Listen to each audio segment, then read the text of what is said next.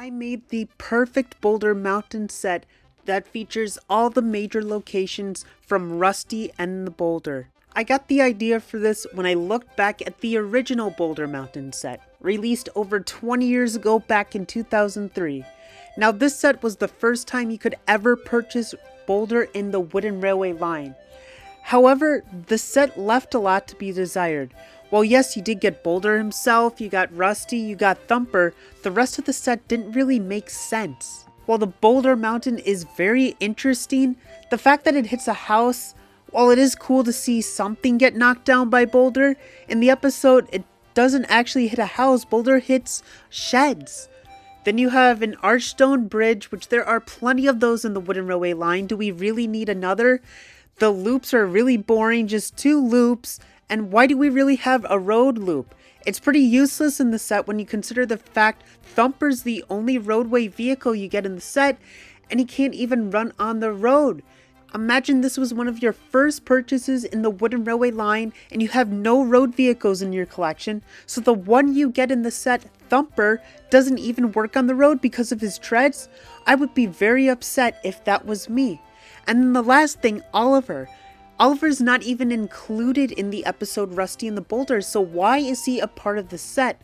I guess it's better than Thomas and Percy, who are in just about every set, especially at this time, but at least those two were even in the episode. Oliver wasn't. Really makes no sense.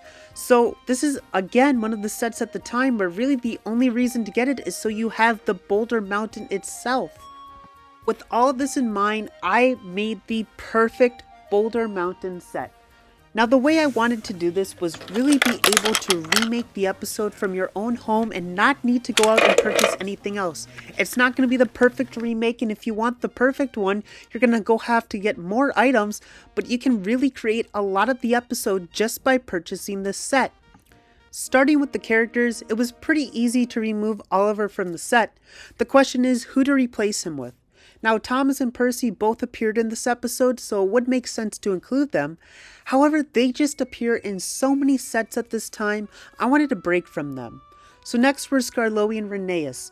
Now, Skarloey was already in the Roundhouse set at this time, and frankly, Rheneas, I think, had a more memorable role with him going across the viaduct. So I wanted to include Rheneas. Now, of course, Rheneas would get a re-release the next year, and then in 2006 would also get a set of his own, but that's future worries. Right now, Rheneas just finished his run in Around the Barrel Loader set the year before, so this is the perfect time to introduce Rheneas again and include him in a new set. Now, the other thing I wanted to make sure to include was a roadway character that could actually go on the roads.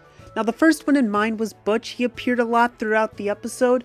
However, at this time, he was already in the Mountain Tunnel set, so I took Butch off the table. Next was George, and he appeared in the background shot of a few scenes. And while George wasn't really in much throughout his Wooden Railway run, I decided to not go with George and instead go with Lori 3.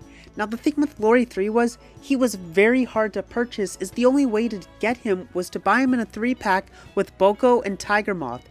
Now putting him in this set would have made a lot of sense, as we do see Lori's in the background throughout this episode, and this would have made him so much easier for people to purchase.